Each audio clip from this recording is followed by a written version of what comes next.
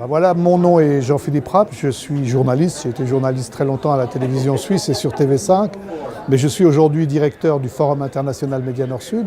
Forum international Média Nord-Sud, ça veut dire que nous souhaitons véritablement qu'un forum se tienne avec des experts, mais avec des journalistes que l'on implique à part égale, en se disant réfléchissons ensemble à tel ou tel problème, souvent des problèmes de modification profonde de l'avenir, d'enjeux du futur, le développement de la Chine, le réchauffement climatique, la fin du pétrole.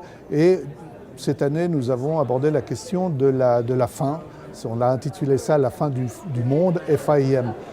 Pour nous, ce qui nous a beaucoup frappé, et c'est un peu l'essentiel et la base de notre travail, c'est de pouvoir proposer à des gens, avec une cinquantaine de films du monde entier, documentaires, avec une dizaine de colloques, avec des soirées exceptionnelles, avec la participation de radio et de télévision, de pouvoir se dire on s'interroge autour de tel ou tel problème. Pour moi, quand je sais qu'1 milliard de personnes dans le monde, et même un peu plus, souffrent de malnutrition, que dans ce milliard de personnes, pour l'essentiel ou pour un grand nombre, ce sont des paysans, des femmes et des enfants, alors il faut absolument s'interroger sur quel type de développement agricole on souhaite avoir.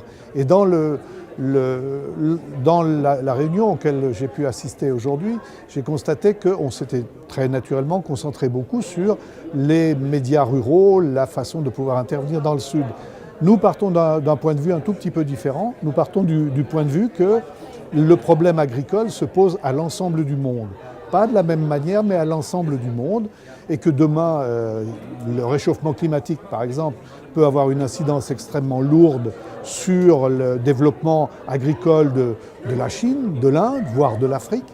Et que dans 25 ans, nous aurons peut-être, nous autres occidentaux, des problèmes de sous-alimentation ou en tout cas de difficultés à trouver les aliments. Ça, c'est un des éléments. L'autre chose qui me paraît tout à fait importante, c'est exactement ce que j'ai vécu ici, c'est-à-dire que nous faisons un forum, mais nous voulons que ce forum, désormais, il traite d'une problématique en Suisse, où nous sommes à l'aise, soutenu par le gouvernement, par un conseil de fondation, et puis qu'ensuite, l'année suivante, on se rende quelque part où le problème se pose vraiment. Et nous souhaitons nous rendre, si tout va bien, au Burkina Faso l'année prochaine, tout simplement parce qu'on sait qu'avec les récentes inondations, la situation agricole va être très très difficile l'année prochaine, qu'en même temps nous aimerions non seulement peut-être apporter un peu de ce qu'on a retenu de nos colloques, qui sont à disposition d'ailleurs sous forme de DVD à qui les veut, mais surtout se mettre également à l'écoute des acteurs. Moi, je crois beaucoup à ça. Je me dis, si on veut résoudre les problèmes des paysans, pourquoi on n'écoute pas d'abord les paysans de chez nous et les paysans d'ailleurs, pour se rendre compte qu'en réalité, leurs problèmes, leurs angoisses, leurs soucis, bien, ils se ressemblent furieusement et que les solutions, elles seront des solutions, je l'espère, un peu globales.